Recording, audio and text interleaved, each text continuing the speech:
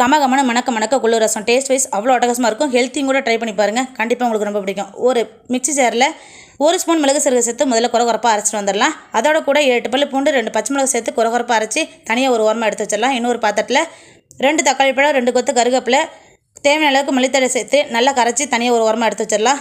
பெரிய நெல்லிக்காய் சைஸ் புளி எடுத்து ஊற வச்சு தேவையான அளவுக்கு தண்ணி சேர்த்து கரைச்சி ஒரு ஓரமாக எடுத்து வச்சிருக்கேன். இதோட கூட ஒரு கைப்பிடி அளவுக்கு கொள்ளு, அரை தக்காளி பழம், 1 பச்சை மிளகாய் சேர்த்து நல்லா வேக வச்சு கடைஞ்சி தண்ணியோட வச்சிருக்கேன். இது புளிக்கரைசலோடு சேர்த்திக்கலாம்.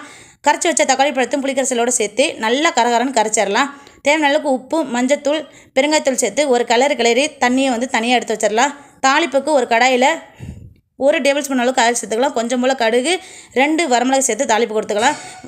கடுகு பொரிஞ்சு வந்ததுக்கப்புறம் அரைச்சி வச்ச மிளகு சீரகத்தை சேர்த்து எண்ணெயில் ஒரு வாட்டிட்டு கரைச்சி வச்ச புளி கரைசலை இதோட சேர்த்து நல்லா நுர கட்டினதும் இறக்கி சர்வ் பண்ணிங்கன்னா டேஸ்ட் வைஸ் அவ்வளோ அட்டகாசமாக இருக்கும். இந்த பதிவு பிடிச்சிருந்தா சப்ஸ்கிரைப், லைக் பண்ணி சப்போர்ட் பண்ணுங்கள். ஓகே, பாய்.